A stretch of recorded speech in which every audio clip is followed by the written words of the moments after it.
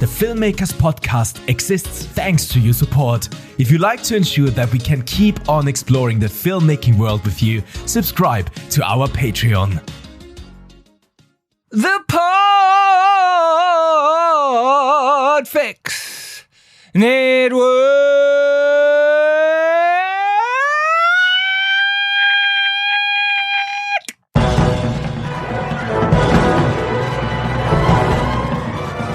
Hello and welcome to episode 284 of the Filmmakers Podcast.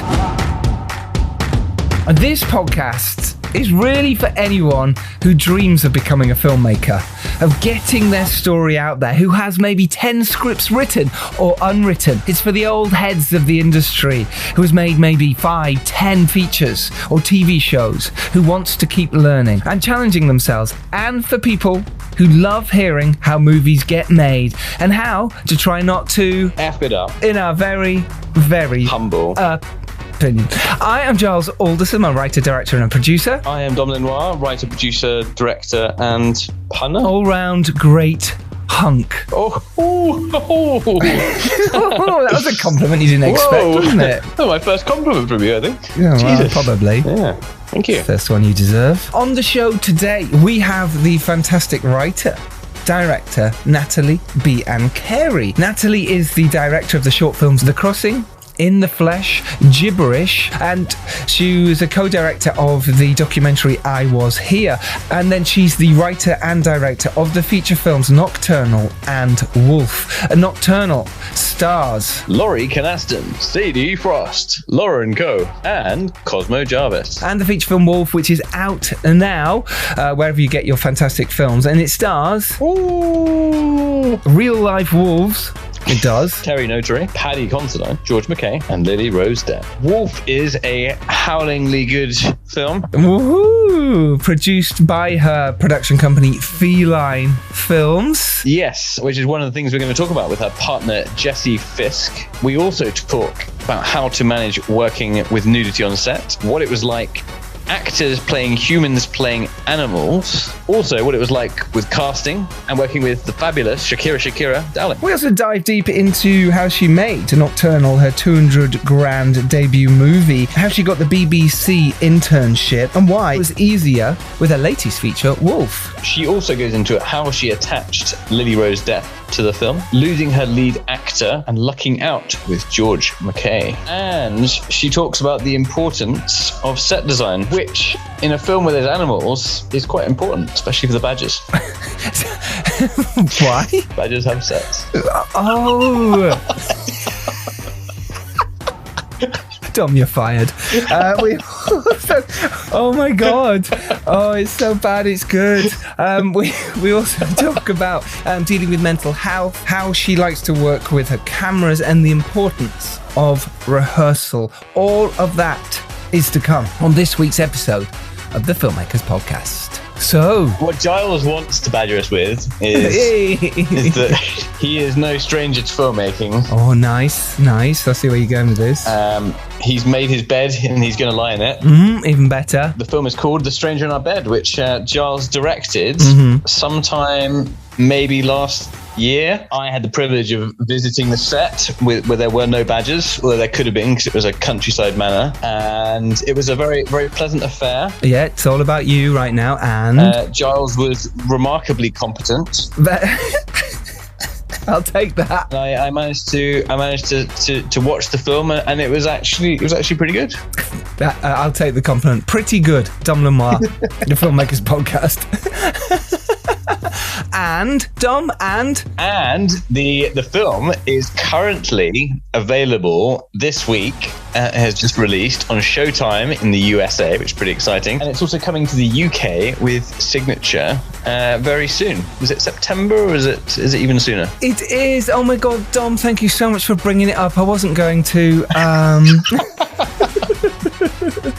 But yes, I'm super excited. The Stranger in Our Bed, I've been talking about it now for the last 2 years on the pod, about dropping it in now and again, making this movie. It is out now on Showtime. It's showtime. It's Showtime, because it is available now in the US of A. Do go watch, do support, and if you like it, write something nice. If you don't, shut the fuck up. But it was a lot of blood, sweat and tears, and I'm absolutely delighted. The crew were incredible, cast are amazing. I'm very, very proud of what we managed to achieve on the budget we had and the time we had. And yeah, it's out on Showtime, and it'll be out in the UK September the 5th. I'm sure I'll be promoting the shit out of it if you want to go on my socials. But do support if you can. Love it. We will be doing a load of focused podcasts on The Stranger in Bed very soon. Maybe too many, but who knows? Yeah, maybe too many, but hey, it's my podcast. Do what I want, right? Dom, what have you been up to? Well, I'm in Guildford at the moment in a lovely 4-star hotel. I've enjoying the spa today, which has been very nice. How nice, you clean those feet. I'm working in the aviation department of a TV show that's filming at the fabulous Aviation Filming, which is at Dunsfold Airfield. Can't actually say what the TV series is yet, but it's a pretty cool real life story. And Master Woodley, as I like to call him, he's ace, isn't he? He is. He's a Top Gun guy. He runs this fancy section of the airfield there, and he's got a couple of Dumbo jets. That would be even more impressive if he had Dumbo jets. If he had Dumbo jets, yeah, all the big elephants. Yeah. In fact, we used one of his airplanes on Wolves of War. You did, yes. At my recommendation, if I may say so. There you go. Anthony runs this section of the airfield. He's got a couple of jumbo jets, a couple of private jets, like helicopters, choppers, Hueys, nice big runway, etc., control tower. And he's had some pretty big films there. What, Wolves of War, for one? Other than small independent film Wolves of War. It's true. Right? I mean, yes, let's go for the bigger ones. Sure. Yeah. I mean, I was thinking more Black Widow, but sure. But sure, Wolves of War. Wolves of War, Black Widow. Yep. So a lot of Marvel stuff actually takes place there. It's the best. Wow. It's the best airfield for filming in certainly in the county. Maybe even England. So that's basically been my life, is having a good jolly down the airfield and eating very well and enjoying a 4-star hotel. Great story, bro. Do they have a website? It's kind of Aviation Filming or Aces High, depending on what you Google. So they're both different names for the same thing. And so the reason you're telling us you're in a hotel in Guildford, working on this TV program, working with Aces High, is because you don't have your mic with you, and therefore you're recording this on your iPhone. Do you want to apologise to the listeners for your bad sound? I would like to apologise on my lovely suite. After having a very nice 3-course meal. All right, that's a great apology. People have forgiven you. Thank you to those of you who came down to the Scary Success event the other night, run by Peter Story from Greenlit. I was honoured to be on the panel with such esteemed filmmakers and distributors as Sarah Appleton, Paul McAvoy from Fright Fest, Julian Richards from Jinga Films, and of course Alex Austin and Keir Stewart as well, and writer and director Jake West of Evil Aliens fame. What an audience. So many amazing questions and such a great event, and we recorded it. So those of you who couldn't make it, we will be putting it out as an episode very soon. We are backlogged at the moment with some amazing guests coming up, but maybe 3 weeks, 4 weeks, something like that. Keep an eye on our socials, and also keep an eye on our socials because we will be doing more live events just like Scary Success very soon. But for now, thank you for those who came down. Thank you for those who came up to say hello. What a networking event it was afterwards. Great to see so many faces old and new. Shout outs on this week's podcast go to Mitchell Tolliday, Alex DeCuffer, Lucille Howe, Ben McHugh, Dr. Addy, Peregrine Kitchener Fellows, and Q Scripts. We mentioned them last week. The site isn't ready this week, so I'll be promoting that from next week. This is our new service for screenwriters we are involved with. And also shout outs go to Eric Garson, whose Indiegogo campaign called The Middleman is hopefully going somewhere. He is indeed, because he's funding right now. It's called The Middleman, and he's got amazing perks. It's a micro-budget British crime feature setting Reading, featuring cast and crew all from Reading, and will be directed by Eric Garson. A link to that is in the show notes. Do go check it out. Do go support if you can. Good luck to you, Eric. And another shout out. So Screen Skills, who are a training resource in the UK, very good one. If you want to learn or get some sponsorship or funding to train or learn some new skills in the film or television, high-end television world, have released a big report. And it kind of goes into some important subjects, really, about how much spend is being made and how much or how little is being invested in the infrastructure needed to get the right number of crew in the UK to support all these productions that are coming through. So it's an interesting and important read, and Screen Skills is a good resource if you're looking to train yourself up and you're not sure where or how, and you want a mentor or a mentee. Why not do both? That's the hero's way. It is the hero's way, and you can find that article on our The Wrap Up, which is our weekly newsletter, and it comes straight into your inbox, and it's free. It's basically us curating the latest news of the week to help you as independent filmmakers, tell you what news is going on that we think might be interesting to you. Link to that is in the show notes. Do go sign up, and they'll come straight into your inbox for free every week. And that article that Dom just said from Screen Skills is on there. Final shout out goes to the New Haven Chronicles. We got an email from Bill Poole. They're creating a full-length feature film to jump their movie franchise, New Haven Chronicles, and it'll include more movies, merchandise, and a space in the metaverse governed by New Haven City Council. And it's involving NFTs. You're interested in that? You want to support? Do go check out their Twitter at New Haven NFTs. Link to that is in the show notes. Right, Dom Lenoir. Right, Joel Salderson. Love of my podcasting life. Hunk of the day. Let's get to today's episode. Here it is. This is our episode with the delectable Nathalie Biancheri. And some lovely animals. Enjoy.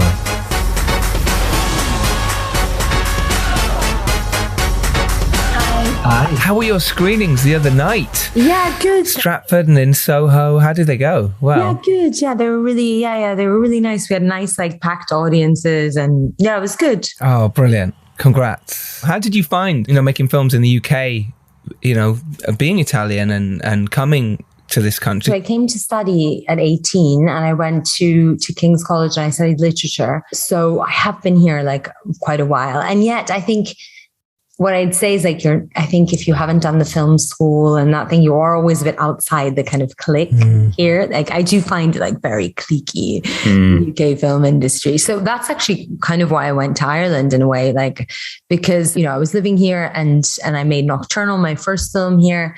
But even there, the producer who's American, we were quite outside the system. We tried to get fans, everything, every application possible, BFI, this, that, nothing, and it's not to say there's anything wrong with the system. They just probably didn't like the film very much, but you always feel a little bit cut out somehow. I mean, it's probably a bit of both. Maybe a bit of both. Let's say that. I'll comfort myself like that. But so he managed to find kind of, I think, some American private investors. I mean, it was a tiny budget. It was 200,000. So for Nocturnal. Yeah, for my first film. And, but somehow we did it and everything. And that was kind of my UK, I guess, experience of filmmaking.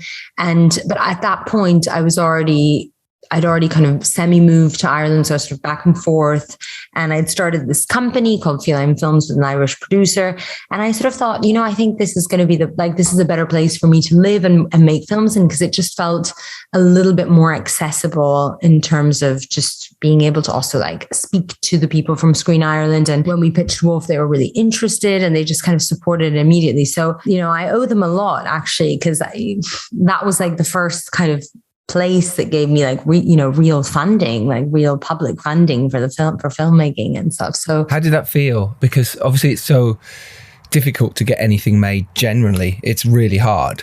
And then if someone believes in you and your project and manages to find any kind of money that you can make it is incredible. I'm sure, I think you guys know as filmmakers, it's so unreal. The fact that, I really never thought, I came from literature and then I'd worked at the BBC, I'd applied for a zillion internships and finally got into one. I wanted to do news. And then at some point, kind of along the way, I started getting into film and making shorts and, on the side. But I never actually thought I was going to make a feature film. Really, I just thought it was this impossible dream. Even when Nocturnal, it's just, I never really believed it. I was for sure at some point, even when we were shooting, I was for sure this is going to stop. Yes. But, so that was the first, and that, the whole thing just felt very, very sort of surreal and kind of bizarre. And obviously then with Wolf, because it was a bit more of an official setup and situation, like incredible, I guess is the only way, when you get your first round of development, like, I don't know if anything like equates the joy, like I'm about to have a child, maybe that will compare, but like so far nothing in my life is like, given me that level of just huge satisfaction, I suppose, but also enormous fear then, because you're like, God, like everyone's going to realize like I'm bluffing, like I don't know how to do this, like I'm never going to, and it was great because with Wolf, we kind of, I think with Nocturnal, it took so long and kind of there were so many disappointments, and then in just trying to get it funded. And then with Wolf, we actually had this like relatively easy journey with the film to a certain extent, like in the sense of, I think, we pitched it, we immediately got development. First round, we got production funding, and they were very generous with that, like really good amount. We got Polish money straight away, Euromage straight away. So of course it still takes like 2-3 years. I mean, whatever. I mean, the whole process takes 5, but it didn't feel like you're beating down with a stick every time, like, and then you have to kind of lift yourself up and be like, I'll try this. And it was in that sense smooth, And it must have helped massively. The Nocturnal was a success in the terms of it got very well reviewed. It did very well in the festivals. So it must have been, easier is the wrong word, but like you said, it felt like an easier process to go through the system, even though it took 2 to 3 years. Do you think Nocturnal did well, that you think that helped? Yeah, for sure. I think it also just gave people a bit of confidence that I could, especially because I think people really like the performances in Nocturnal. And so I think that gave people a sense of, I mean, it's such an ambitious project, Wolf, in many ways. And the huge question is like, what is it going to look like? And is it going to be ridiculous, ludicrous? Like, are we going to believe them? Are we not? Because I was also quite like clear that the tone wasn't comedic and it wasn't like a Lantimos film or didn't have that detachment. So I think just the fact that Nocturnal had, like, I think Cosmo and Lauren were brilliant in it, that really helped. Wolf, I loved it. It's beautifully shot, fascinating performances. And I'm like, okay, why and wow, and just so many things were going through my head. Okay, this is really interesting, just as a filmmaking perspective, to try and make a film like this. And I know you were researching for a documentary, right, when you came, was it species dysmorphia, is that correct? Yes, yeah. And it's a real thing, right, where people believe they're animals. So for people who don't know, if you don't mind, could you describe Wolf for people, just an outline? Yeah, so I guess it's the story about a boy, Jacob, who believes that he's a wolf and gets sent to a clinic which cures what we sort of find out is a sort of an illness called species dysphoria. And in this clinic, which is sort of, I think we recognize elements of the real world, but also feel sort of slightly suspended in time, like not necessarily something we can recognize. There's mostly teenagers who all sort of think and feel that they're different animals, and they go through these different forms of therapy to kind of cure them and make them be human again, I suppose. And some of them are quite violent and sort of like increasingly strange, let's say. But in this clinic, he meets a patient who sort of, is she a patient? Is she not? She's sort of shrouded in mystery, who we'll know as the wildcat. And a sort of friendship / infatuation begins between them. And kind of the question of the film is, can he kind of renounce his true self, and conform to the norms of society? Once there was a place in the woods where they sent people who didn't fit into the real world. Welcome, Jacob. Species identity disorder can be cured so that a person who thinks themselves an animal can resume a happy, healthy, and rewarding life. I want to do it. It's the best thing for everyone. You're all gonna end up wonderful human beings. They say the wolf and the wildcat are natural enemies. But they're wrong. How long have you been here? Since I can remember. I'm putting you out of your misery. We call him the Zookeeper. Keep clear of him. Ever think of running away? Only one person ever did. I've always had this feeling, these instincts. Stop. You're gonna get us caught. I can't. It's a cruel, cruel world. Once upon a time, there was a wolf and a wildcat. I wanted to live happily ever after. It's not just about surviving, but surviving is me.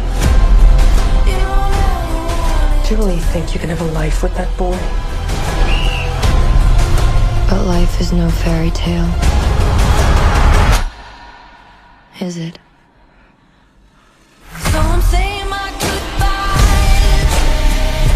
I'm running.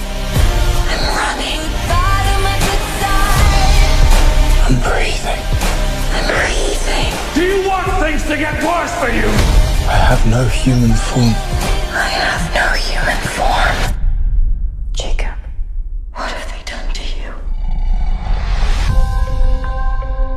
When you're sort of pitching a project like this and you go into like cast, is it that the casting agents are kind of thinking, okay, this is really original, I'm going to send this straight to my thing, or is there kind of a bit of a pitching that has to go on where you have to explain it because maybe they don't quite get it, or they're thinking, okay, this is quite out there for my actors? Like, how was that whole casting process for you on this? To be honest, I didn't have the best of luck with casting directors, because the first two that I had attached, we just didn't sort of see eye to eye. I mean, no, actually the first one was brilliant, but she was too busy. And so we started the process and then kind of it just wasn't possible. And the second one, she's never going to listen to this anyway, so it's grand.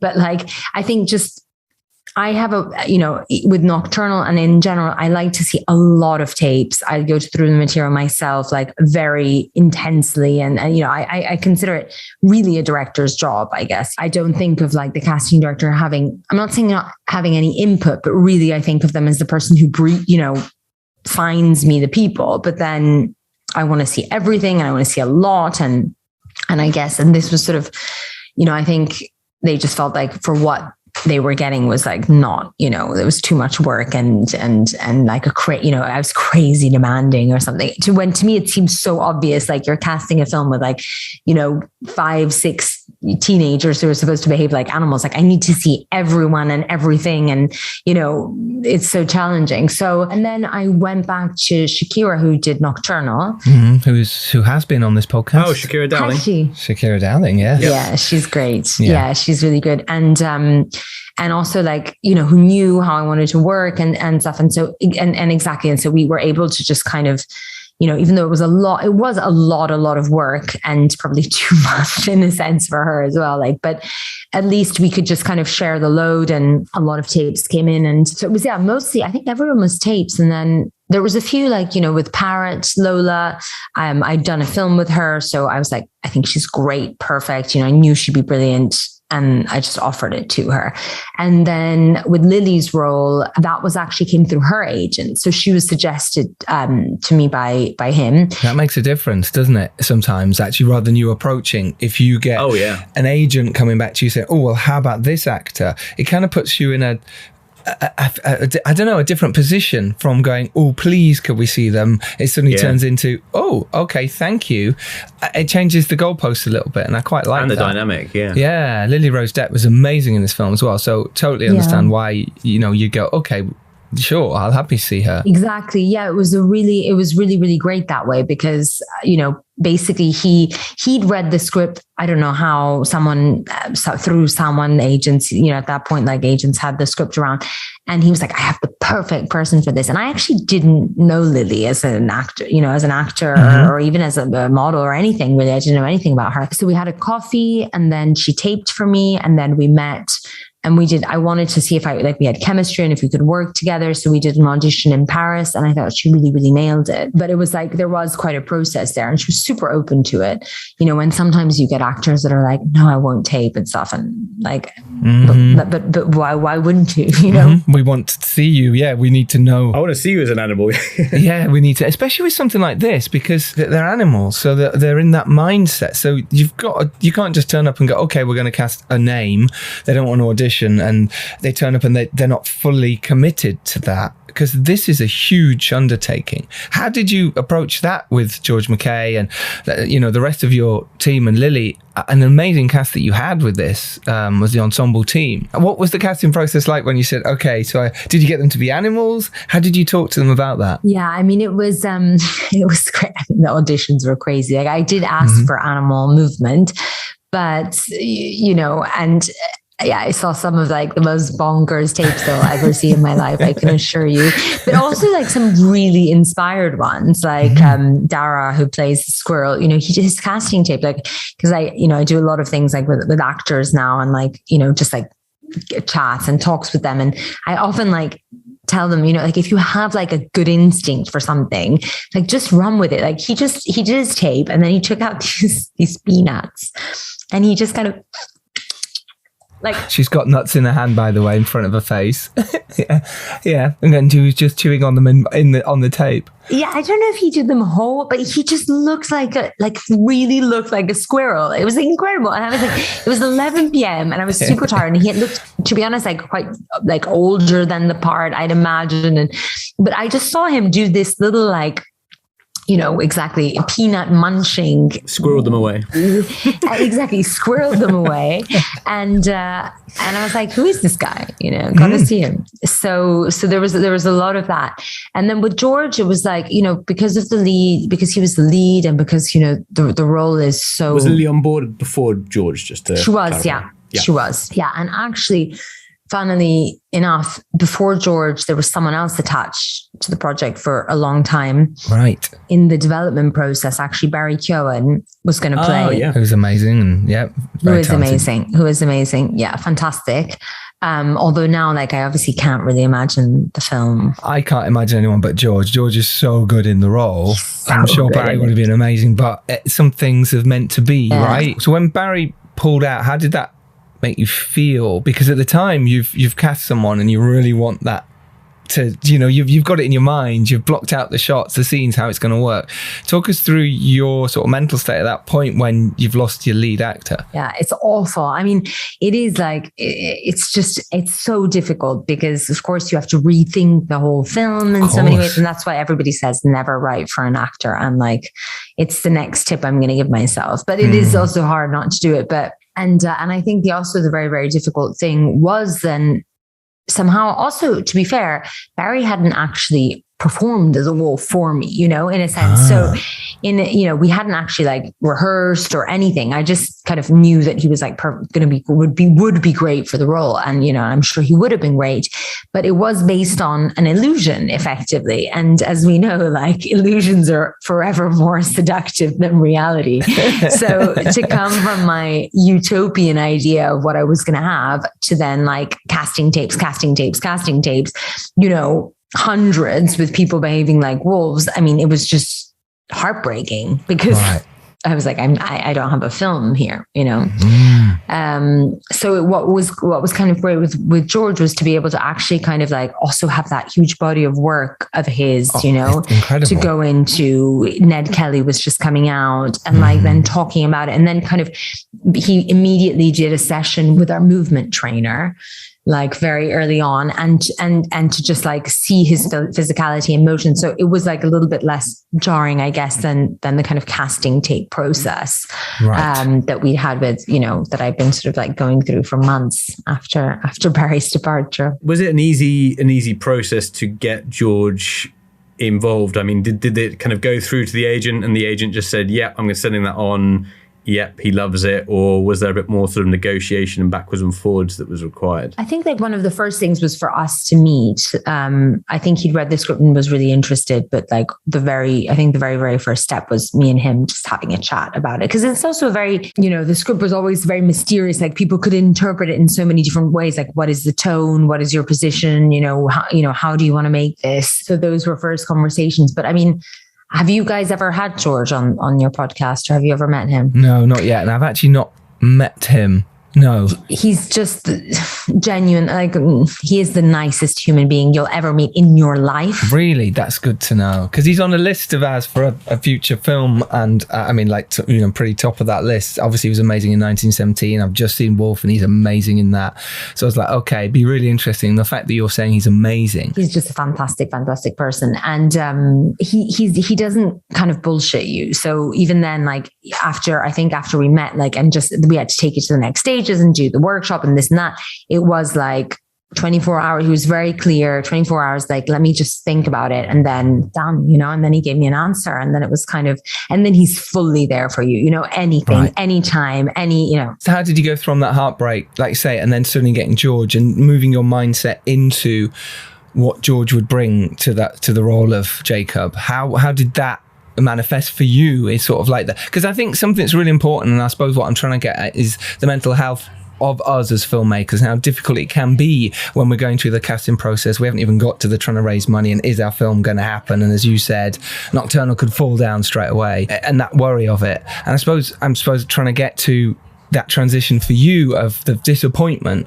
and then it moving back up into something much more positive, and how that felt and how you managed to put your brain in the right space for it. I think the fact is that we were supposed to shoot in April, and all this was happening in February. So wow. Okay. Oh gosh. Yeah, that's a quick, oh my gosh. So at that point you're thinking the film might totally fall apart because you've just lost your lead. Well, no, sorry. We lost Barry in October. Oh, okay. But then by the time we started chatting with George, it was like end of January, early February. So in between, so I guess I had this kind of, look, I mean, it was a very, very difficult time. I guess you're still making a film. So there is that, which is like, so I think, it is such a huge privilege to be able to make a film that I think even in the lowest moments of like when you've lost like the actor that you want and that we had the pandemic and stuff, like, I think knowing that there's people who have given you money, who believe in the project, like that this thing is going to happen, and believing in the project that you want to make, and knowing that like,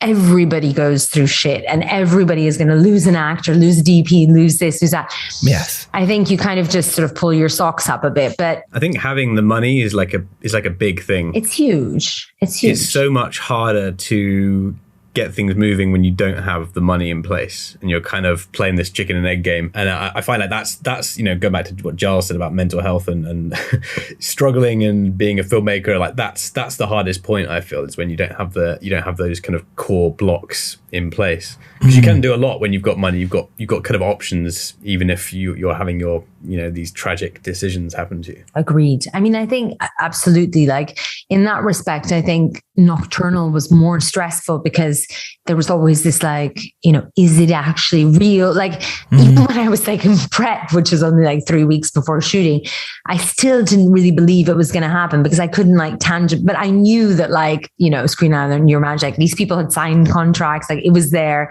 So somehow this film was going to happen. And then, I mean, I was like, obviously like very, very nervous, I'd say, like more than kind of the despair, just like very apprehensive about like the time that we had. That started becoming a concern because we were going to shoot in April, 20th of April, we were supposed to start shooting. And we just didn't have as much, like I'd always envisioned like huge rehearsal time, huge this, huge that. And then, and then I remember me and George went to, or he had the screening of Ned Kelly somewhere, I think in the Dublin Film Festival, and hearing him how he'd prepared for like 10 years for this role and stuff. I just felt like sick to my stomach. And I was like, oh my God. And I'm like sacrificing everything. 10 minutes. So I think there was a lot of that. But then what happened to us in our specific case, and I think was the biggest blessing, is that, COVID-19 happened. And so we effectively did get 4 months rehearsal. Because he pushed back a little bit because of August. Yeah. Oh, right. So during that time you were... Yeah. Okay. It was 2020, right? So it was the first lockdown. So it was like that moment where people are like, there's this virus that maybe is bad. And you said there you got 4 more months, I suppose, of rehearsal. How did you manage to do rehearsals during that time? Because that's not easy thing to sort of organise during lockdown. I know for my film, we were quite reasonably soon after lockdown as well. There wasn't just no rehearsal. Nah, you're just going to have to get on with it. This is the way it's going to be. You know, you're going to have to rehearse in the morning just before your shots. How did you manage to get animal rehearsals in? When I say that we had 3 months of rehearsal, I guess what I mean is like George basically was crawling around Hampstead Heath for 3 months, and Lily was crawling around her flat in Paris for 3 months, and all the cast. I mean, it was a sort of golden situation in which all these actors who would be normally so busy going from one project to another, actually the only thing, and no one was booking anything else because it's the pandemic.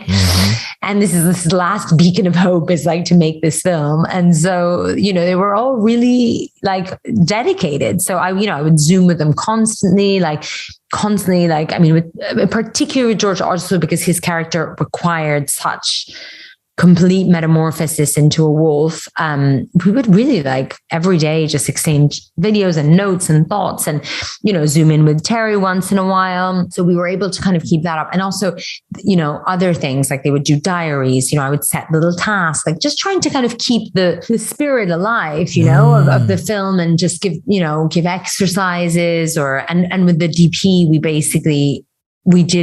we went through the whole film scene by scene, and kind of, we had, so the production designer, who would have basically been doing 100 commercials, had all this time to do SketchUps of all of the sets, which we then used to block all of the shots with the cinematographer. Amazing. On Zoom. So basically, I mean, the level, I had like this it was like a Bible of 200 pages with like every photograph of every, you know. And then when we went to Ireland, again, we always knew we were going to have, like, the rehearsal time for me was like super important. So we still had, I mean, I think I had with the ensemble, I had a week's rehearsal with a group of core cast with Lily. And when Lily was there for 2 weeks before, and George was there for 3 weeks before. So, and Terry came, I think, 2 weeks before. So I had, like, me and George had a week of just, again, character work, this and that. And then kind of Terry arrived. And I mean, he's incredible, you know. So we'd already done a week with him in Dublin with George before the pandemic. Right. So that was done. So the basis was there. So that was also really useful. Yes, when he's around Hampstead Heath, I love the idea of George McKay just prowling literally around Hampstead Heath. I didn't see him on the Heath as a wolf. I feel like I missed out. Dom was there in the bushes the whole most nights. You had to go at 5 a.m. That was his prowling time. Oh, Dom was at 5 in the evening. Yeah, 5 in the evening, What do you do then in those rehearsal sessions? Because it's a luxury to get, you know, what you got, you know, that time to rehearse.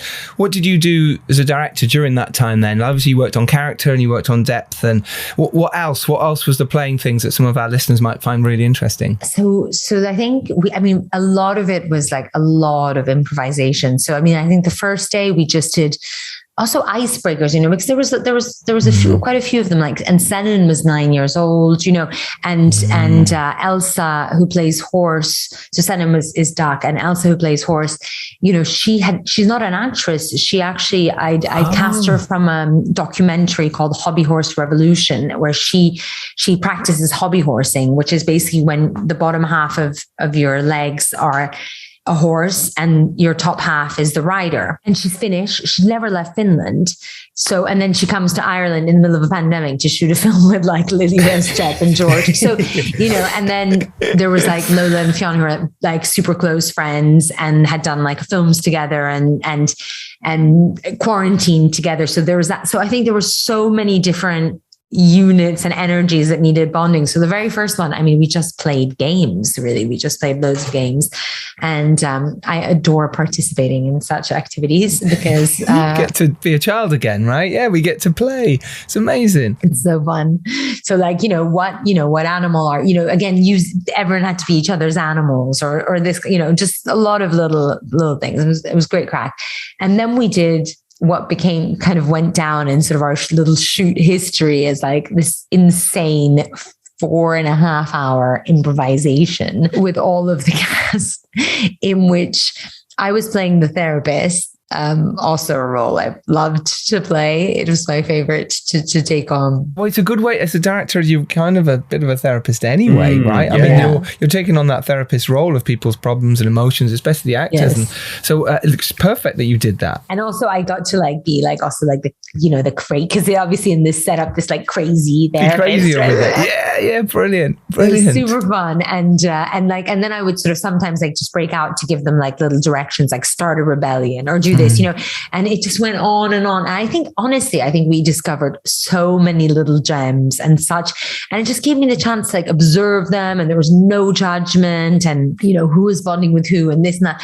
And, you know, I rewrote the script after the end of my 3 weeks of rehearsal. I rewrote the script and just added in little details, and, you know, had such a wealth of things to think of or places to go to. And I mean, you know, so many the rehearsals with Lily and George, for example, a lot of those with Terry as well, where he just got them to like do chemistry, you know, dancing together, moving together. I mean, you know, just looking into each other's eyes. Like Terry, for example, he's fascinating to watch him work. And, you know, that's a really like a priceless experience, because so much of it is just about letting go, you know, really letting go of yourself. Because what is an animal? It's like someone who's not like constantly like exactly. Self-reflection, mental masturbation, you know, all of that. And so, but how hard it is to step out of your body. I mean, when you try and do them yourself, you're like, oh God, like often you end up crying or laughing or so that was great. Like that was really, really brilliant. The whole act of getting everyone to be animals must have been quite freeing in a sense for them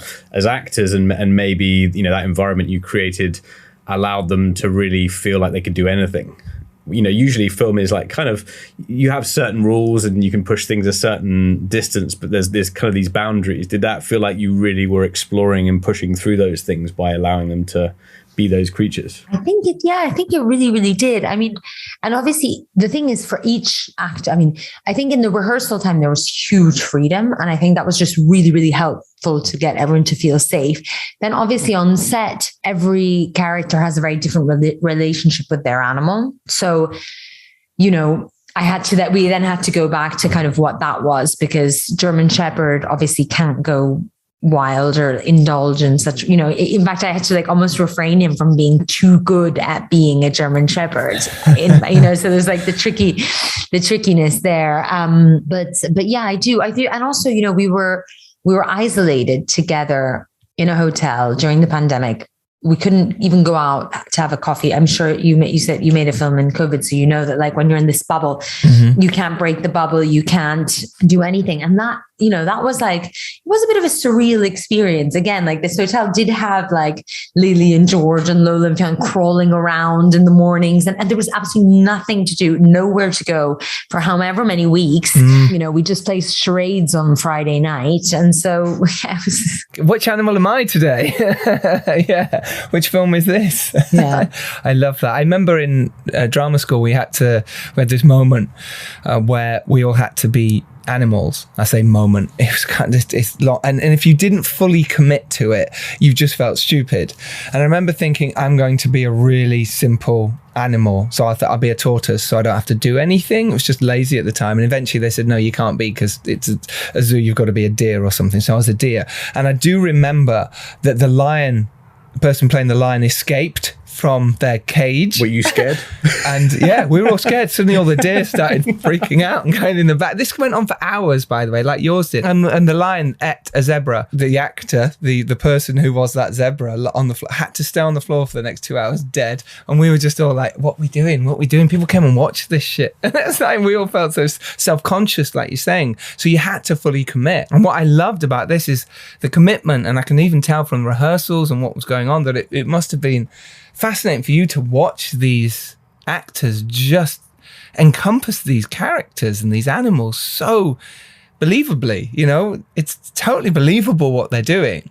And that must have been fascinating for you to watch that. Yeah, super lucky. I mean, I think it was a huge, just basically huge luck that every person who decided to do this, like really, really believed in it and like was willing to just go for it and not feel, and not feel stupid or self-conscious. And so, I don't think there was ever a moment of that, of like, I don't know about it, like never. I feel like a lot of that's probably down to you, but I also wonder like how much is down to how you imparted the tone.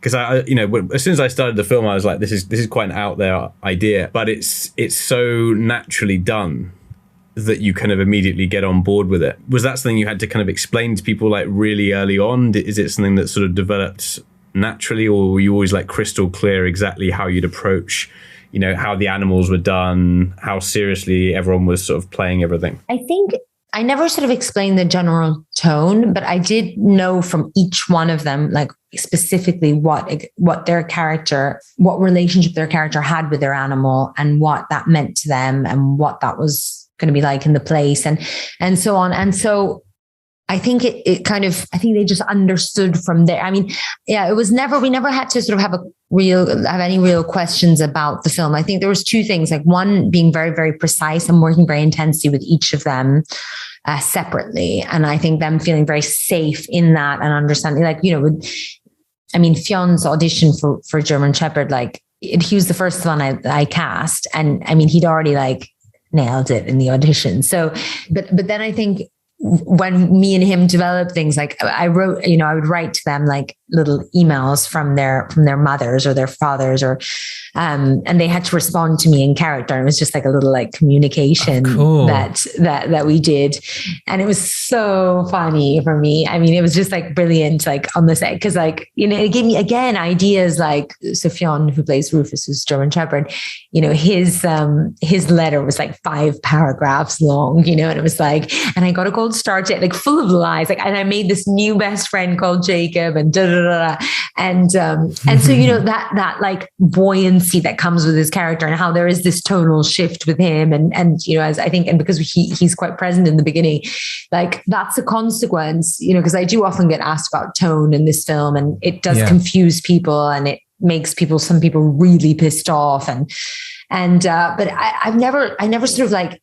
thought of it as, I knew I wanted to take it very seriously, but if there's some things that are just very funny, I mean, what can I do? I mean, it wasn't really in my control. Like it was just, these were those characters. Like I was just truthful to them, and then they were hilarious, some of them, or some circumstances are funny. So I guess it's kind of a lot from the authenticity of what you created with individual people that informed, how it comes across. Yeah, I think so. I think like everybody, like, and me in first place, taking it extremely seriously, but taking it really seriously, I think also means being able to like have humor, of course, but just sort of like the seriousness of the concept. Like I think Eileen once said to me, like, she just said, she's like, you just give such a specific note and you're so convinced. She's like, that I want to like dispute this, but then I think, what can I do? Like she's clearly so convinced by this. So I guess that maybe the conviction kind of helped them. And just go back to the sort of the very early documentary leanings of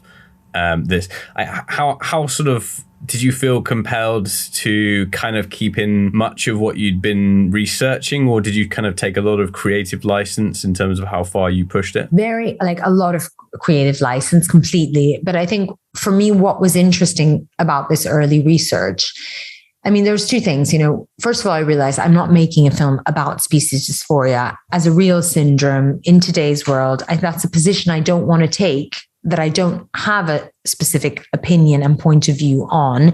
And I don't feel like I'm in the place to sort of represent that or make it, in fact, maybe the first film about it. So that was quite a conscious decision. But what I found, very interesting about that research was just that I realized again that this is like it's a sort of, first of all, little known but growing syndrome. But there's such a variety of approaches and feelings to it, because some people feel that they really, really are this animal and they inhabit it 100%, and they're missing claws, and it's a visceral, exactly like, let's say, Jacob's character kind of experience. And for others, it's very different. The animal is quite clearly an avatar, something that they project themselves, their fears, their traumas, their life, and a form of escapism. So I think for me, the most interesting thing, and this was like already when I started conceiving the script, was thinking of these like, you know, we live in a world in which identity is like always at the forefront of every conversation. But it's very complicated, identity as a topic, because it's not just like be who you want to be. Like, and also there's, you know, there are consequences to having enormous choice and freedom to choose what you want to be. And those things all now exist in the same space. And I think, you know, that was the film for me. And like, oddly, like Species Dysphoria in this weird way represented that, you know, these different forms of relationships with our identity. And I didn't, even with this film, I don't have like a point of view necessarily. Of course, like, you know, institutionalization is disastrous. Like that is certainly a point of view. But, you know, what's going to happen to Jacob, you know, at the end of the film? Like, you know, is it a better life? After Nocturnal had done well, did you just start sending out this script early on? Did you start sending out the idea? How did you get Focus Features on board? How did you get Universal on board? Obviously, they might have come later, but let's talk about the process of you actually sending this out first. How you approached that, how you actually got people to read this and be interested. I was writing Wolf while I was writing Nocturnal already. So the two things were happening simultaneously. So by the time I started shooting Nocturnal, I'd gone in for production funding on Wolf. And by the time I locked the edit, I got the funds for Wolf already. Amazing. So I actually got it before. I think Celine, who was our exec from Screen Ireland, she did see a cut of Nocturnal, but I think in the end they had also already decided to do this. So that was Screen Ireland and Polish Film Institute, actually. So in fact, the bulk. And then after that, in fact, come to think of it, I probably like sort of slightly didn't answer correctly your other answer, because when I think back to the very specific timeline, no, like I think the fact that I made Nocturnal and that was done really helped. And you know what? And the success of it helped with Euromage, with that application, because I remember for that one, I do remember that was quite a while after. It was like another 7-8 months. So the film had just premiered at BFI. And I remember we were collecting like quotes from reviews and sending them through, like Screen Daily got this. We're amazing. Look at us. Yeah. Exactly. Yeah. So that helped for Euromage. And that was that whole, and then we've closed with Euromage. And Bankside had already also come on. Was that anything cast dependent at all? Or was it just based purely on the script and if you get certain cast? Well, we had Barry at the time. So, so for sure he was an Allure. He was Irish as well. But I also think, you know, they were very realistic. I mean, funders know that cast can come and go. So they're not like, I think it was a disappointment when he didn't do it. But I mean, Celine was great, really. She always said like, fuck it, like this film's going to be great anyways. Like, you know, she's super cool. Like, that's what you want. Yeah. She really loved the project from the start. I mean, I remember in our first development meeting when I pitched it to her, she's like, ooh, this gives me the butterflies, you know, like, so she just got it and liked it. And I think, you know, if you have that, it's an uphill battle, because yes, you'll get notes and yes, you'll get this, but you're not fighting against, like, you're not convincing anyone, you know, like there's a belief. So that was just luck, really. Do you mean a downhill battle as opposed to... Well, it made it even harder having people agreed on stuff. I always mix metaphors and analogies. It was amazing. It was an uphill battle the whole time. I loved it. Yeah, sorry. Even with these people, I wanted to make it harder for myself. Yeah, I always say like 2 fish with 1 stone. I don't know, whatever it is. That's a great saying. It's a great saying. You can imagine I'm swimming down 2 little fish with a stone, go, get off, it's mine. Did you always know the budget of the film? Did you always know what it could be, or kind of did people present something of what you think you should make this for? No, I think Jesse always kind of had said it should be around the 2 million mark. And I think that was like a little bit sort of dependent on the fact that it was a 1 location film, and a little bit because it seemed, you know, she knew that she wanted to go to Ireland for majority, get a minority, and then fill some gaps. And that was like a realistic number. It was also quite a realistic number for having come off a 200,000 budget first feature. You know, like there was like a lot of, I suppose, practical decisions. And a lot of that went on costs. Yeah, well, they all took like really small paychecks. I'll tell you that much. I'd say a lot of it went on COVID, to be honest. But casting, of course, just the sheer amount of cast and the rehearsal times and this, like, for sure. And building the sets as well. I mean, did you use real location? It was a real location. It looked incredible. But it was, I mean, Joe, it was a hotel. So like, I mean, we did like painted this, that, but his production design budget was so small for what he did with it. I mean, it was just over hours. And did Joe fall over? Yeah. Great name. Yeah, it's a great name. He's brilliant as well. He did The Lodgers, didn't he, in The Farthest? Yeah, he's been around a while. Great designer. Oh, that's nice. So you kind of always knew your budget, so therefore you could play within that sandbox of your camera tricks or techniques or what you wanted to do as a director. Now, did you plan sort of around that in terms of, okay, I'm going to have Steadicam for this amount of days, I'm going to use track here, or was it a kind of, did you plan to you had that time now? So did you plan to its nth degree? I never looked at the budget in terms of, I was just like, I would work with each department and then be told that this wasn't possible, but rather than kind of like keep it in mind. So like, we choose an amazing location on a roof, which would have required like some rigs and some things just because they're so safe, not because you actually needed that, but and then be told you can have one roof for one day. It was like, it was more like that. And kind of what we needed, like if we really, really needed a steady, we tried like, again, like, I think I'd say like the going kind of theme of the film was authenticity. So even with cinematography, once George had his wolf down and we'd figure that out. And then we just did a lot of like different attempts at how we would shoot it and what would work and what would not. And I think initially Michał, the DP, who is fantastic, was quite convinced that a Steadicam would be a really good idea. And I really disliked the Steadicam actually when we did it, because first of all, it reminded me a bit too much like horror film potentially. And B, it also had this like artifice to it, which I felt was completely, you felt cinema, you felt the camera. And I was like, look, everything we're doing here is like, well, we have to sell people that think they're animal. Like we have to struggle to break down any kind of, so then in fact, like, often like just capturing and even then it was always like about a moment in the light and thing, and again, George is very collaborative with that. So like, it would be like just again, trying and like actually just what looks animalistic, but also with him and Lily, it was always like, just if you watch and then suddenly you'd realize that it was often the moments where they were just like slightly didn't know what to do and were just so present in themselves, because that kind of slowness is very animalistic when you're just like observing each other.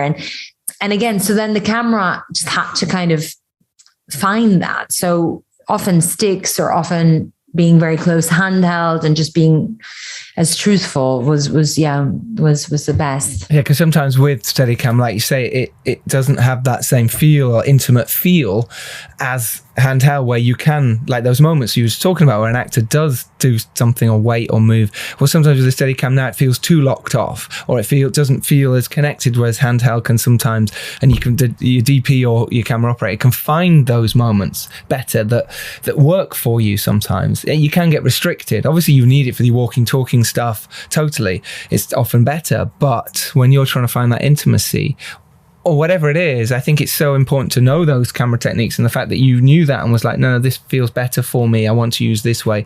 It's so important for a director. And it sounds like you had a good grasp on what you wanted, which is great. Really important. Yeah, no, it does feel like when you're watching it, you are like an observer, like a silent observer that's just watching everything unfold. And it's very sort of subtle, and you're not aware that you're the watcher, but you are the watcher. And I think that does sort of feel like a very useful part of buying the whole performances and the acting and the animals and everything, and it kind of comes alive. Yes. Because I love you had big wides, and then suddenly it would be, you'd follow something and then suddenly be really close, and you'd have this really feel of the animals breathing on you. And that was wonderful. I imagine there was a lot of sound design went into that as well. But when you were on set, talk us through how that felt for those specific moments where you're like, I want to push this a bit further, and how you did that. It was really down to the fact that like everyone was so, so open to kind of like pushing and to, to giving so much of themselves. And I think, we had it like 30 days. So like not a terrible amount of time, so there was, and we were super, super prepared. So I think the fact being that prepared allowed us to have, like, for example, George, the opening of the film, George in the Woods, which is like priceless, wasn't in the script at all. But thanks to a rehearsal we did, so we were rehearsing a different scene. Well, George was available and me and Michał wanted to block a scene and find a certain tree and blah, blah.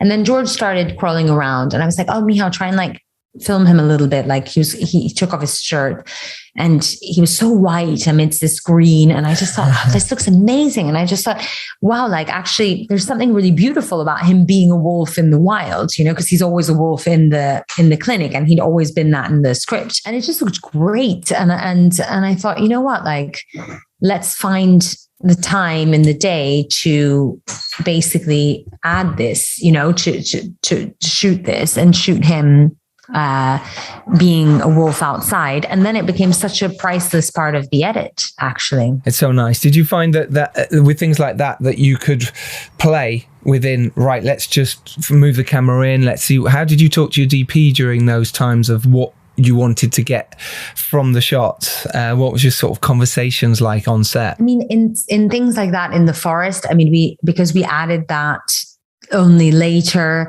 and because it was like a bit squished into the schedule. And, obviously there's like a number of, George is barefoot. Effectively, it's quite uncomfortable. Like he never complains, but it's not like the easiest thing to do. Crawling around like that. I remember when I was a deer, it was no fun. Yeah, exactly. Your long experience of it. But, so for that, like Michał would go very into, I had my monitor and he would and he's like, it's our second film together. So like, there was like kind of a good, I think, understanding of what I like and so on. So he would kind of shoot a bit and then we'd stop, and then he was just handheld falling around, sweating away. And then kind of we discussed like he'd change things. We'd need more of this. So it was like, for that kind of stuff, it was more pit off. For everything else, like most things we'd had conversations about like very extensively, like very, very extensively. So there wasn't a huge amount of improvising like shot wise on set unless something drastically changed, which it did at times. Yeah. So I think, our biggest kind of points of contention or discussion were how long it would take to light the set. That was it's always the way, isn't it? Time, never enough time. I suppose one question I would like to ask is the Universal coming on board, how that felt. So Focus came on board at the script stage, but before we started shooting, and it was certainly like again, when you were asking me before, like how it felt with the final, like that was also one of those like top surreal moments where you're like, really, like incredible. I think it was just, it was baffling almost. And it was an incredible moment. Really, it was. But I hadn't really understood that like Universal, that like wasn't totally clear to me. So it was then in the mix, like when we were doing the post, that we first had like the Universal Globe, and that was also like certainly a moment, because it was just like, oh my God, like our tiny little film, like and I'm super, super grateful. And obviously like it was, also financially, it was like an incredible thing for the film. Like it just means that you're shooting without worrying that you're going to be in huge, colossal debt, especially since it was our company, obviously getting loans out, doing this, loans for huge amounts during a pandemic where if one person got sick, we'd be shut down, actors would move on, and you're basically screwed. So having that, the film was sold. So that was, it was a real relief and like a real comfort. And again, it's not like it's just sort of like Universal in any shape or form. But I think just since this is a podcast for filmmakers, there's studios also come with certain restrictions, and obviously, especially if you're a small fish like we are, and ultimately like a quite indie, quite art house film. And I think, like what in terms of like, then obviously that they will be kind of guided by box office numbers and, and this film, if we'd maybe sold it separately, like I think to different territories, like maybe we would have had more releases in different countries. I mean, they're just very different, different pathways. And I think, maybe that was like something I had never thought of, that like actually like a studio obviously has like a completely different agenda approach. Like, I mean, you are really just, and way of marketing as well. Yeah. You know, I mean, it's exactly, I think like as indie filmmakers, like you live and breathe those films, like everything is done for them, and you expect like, and I think even small distributors, like everyone like does everything for it until like beginning into the end. And again, I think Focus did an incredible job with the US. They really like pushed it and they put it in so many cinemas, and, you know, I've really like nothing to say, but like ultimately when it came to the world and it was under the umbrella of such a big company, priorities are going to be made in terms of, you know, what's selling really. So that's, you know, that's just a reality. Just, I guess it's just business, but I think when you're filming, you don't think of business that much. No, yeah, and you can get frustrated by that. You're like, this is my soul. Yeah, it's my soul, it's my film, and yeah, they're just going, oh well, we've released it there now, we don't need to release it in other territories. Yeah, totally hear that.